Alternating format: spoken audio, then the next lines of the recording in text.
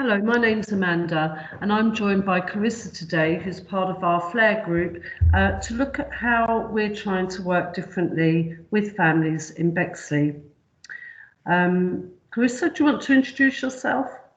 Yeah, I'm Clarissa. I'm a parent. I've got two children that were adopted quite a few years ago, and I've been doing lots of work with Bexley since, just to kind of inform other parents about the work that Bexley does and support Bexley in consultations.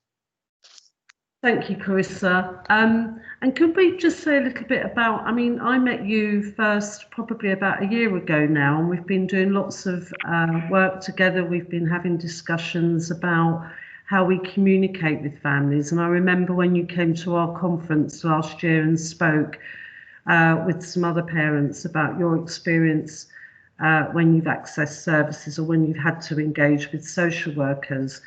And I think what everyone was really struck by was how powerful it was to hear from you and others about what we can learn from how we communicate with families and some of the issues that brought up for you at the time. And so do you want to just say a little bit about the key messages that we're trying to develop in Bexley around how practitioners work with families and what you would want anybody coming to Bexley to work would want to, what you think they should know about, what we're trying to really develop? Yeah, I guess the main thing is about relationships and how those relationships are formed and how those relationships are built on, and that is really important, I guess, for Bexley, especially with the way that Bexley are trying to work, and for the parents as well. A lot of times parents feel quite isolated from the situation. They don't understand what's happening. They don't understand the language that is being used, and they're thrown into meetings with all these professionals and they don't even know who half of them are. And I think it's about having that one person that you can trust and that trusts you, and having that relationship where you feel like you can be honest and you feel like you can open up without there necessarily being consequences. And obviously, when there are risks, there are consequences, and everybody knows that. But I think it's about them being explained in a way that parents understand, and for it to be broken down in a way that they understand.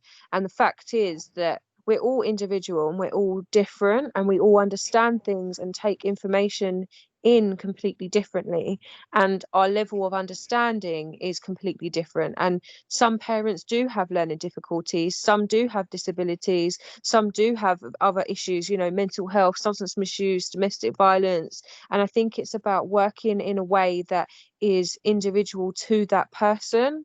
So if someone does have learning difficulties, then how are you going to go about sharing the child protection report with them? How are you going to go about sharing other information with them?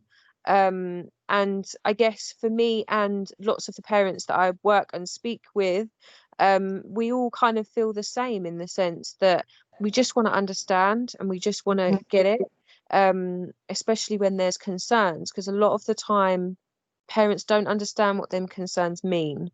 And it can be really simply broken down in a way that they understand. I think one of the strongest things that I've ever taken away from being in your company and working with you and hearing about some of the messages that you've shared is around the importance of remembering that we're all human first and foremost. That often gets left at the door at meetings, and it's very much, you as the professional or us as the family. We wouldn't dream of going to, well, we can all think about situations in life outside of work where we've walked into a room full of people that we don't know. And if nobody introduces us to anybody and assumes that we know everybody or know who everyone is, that can feel really uncomfortable. And I think that Bexley is a restorative and healing borough. That's what we're trying to establish. And I think one of the things I've learned from you is about we're all vulnerable, if you like, in different ways at different times, but we can share that as human beings together, that at some point in our lives we'll all experience a degree of vulnerability. So it's not about professionals being stronger or different to the families they work with. It's just that we may well be in a better position at that time to support them, but we are on an equal footing. We are doing work with one another rather than to the families. Did you want to say anything about that? Yeah, I just think that it's just important, isn't it, to take that work hat off, leave your title behind just for a second, and really think about, if this was me, or if this was my daughter, or if this was my niece, or if this was my auntie or whoever in this situation, what would I think that I or they would need? And I think it's about really just like, we all make mistakes and we all do silly things, and some of us are not in a position to have support, or to have the right network around us to tell us that we're doing something silly or making a mistake, or how to come back from that. And I think it's important to recognize that as a human being, that Yeah, even as a professional you can make mistakes.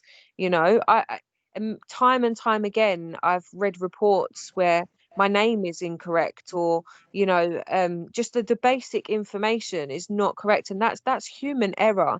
So what, am I going to get up and get really angry about the fact that this has happened, even though it's just a human error?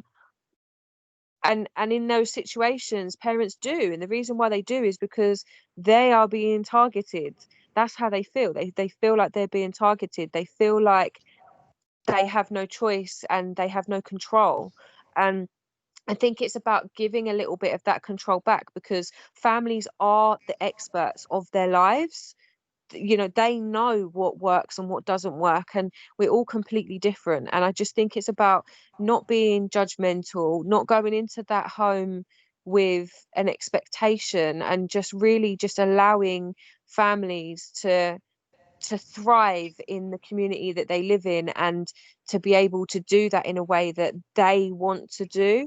Because when you think about religion, and you think about culture, and you think about, like, we're all completely different, none of us are the same. And I don't know about you, but I've never walked into someone's home and felt exactly the same as walking into someone else's home. Like, when I go to friends' houses, there's things that I see and hear that I might not agree with, but that's just my own personal opinion. yeah, Um, and I think it's important as well to separate facts and opinions, because again, opinions can turn into facts later down the line when you're going through certain things with certain professionals. Like, things could be written down and later down the line it's like, oh, so this happened, and it's like, no, that didn't happen.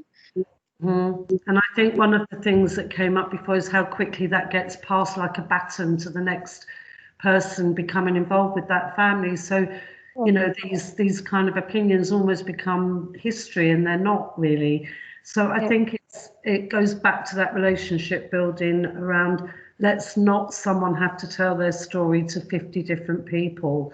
Let's build a relationship and have a very clear narrative for that family. It's well documented, but that when we do, there are some things that are unavoidable, and sometimes you will have to change your social worker or whatever. But the important thing is I think having in the back of our minds as practitioners that respectful practice. So making sure we do thorough handovers, making sure records are clear, making sure that whoever's coming in to take over has had a proper introduction, that the family feel comfortable and understand that process.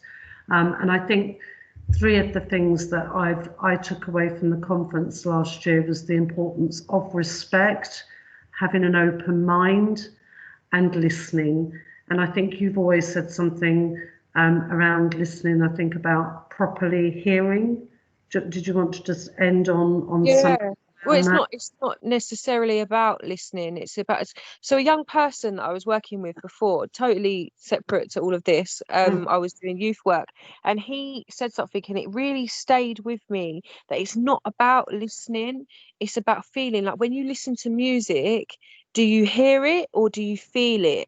And if Yeah. you're only hearing it, are you actually soaking in the message that was behind that song in the first place? And I guess it's like people's lives. Like, if you can't have empathy for that person, and if you don't understand what this person is going through, and it's not to say that you have to have experienced that yourself to be able to understand. It's about taking it to another level. And if you don't understand, putting yourself in a position where you can learn to understand, and Yes. really just feeling what this person is going through, and obviously making sure that you're supported with that, because you can't go home with that baggage, you can't go. But then you've got to remember that to you might go home and feel like, oh my God, that was a really hard day, that family was really stressful, that was really difficult, that was really emotional, that made me feel really angry, whatever it makes you feel. But you have to remember that that family is left in that life, and whatever you're going home and feeling, that family is living. It's a really good point. And I think your the point you make about hearing and feeling and taking a message away and doing whatever's necessary to kind of learn from that.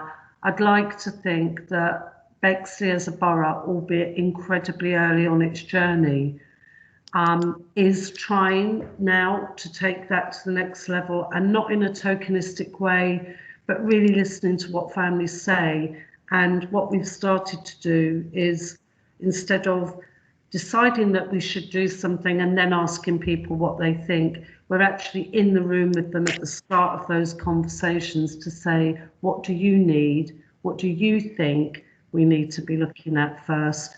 And starting the journey with people.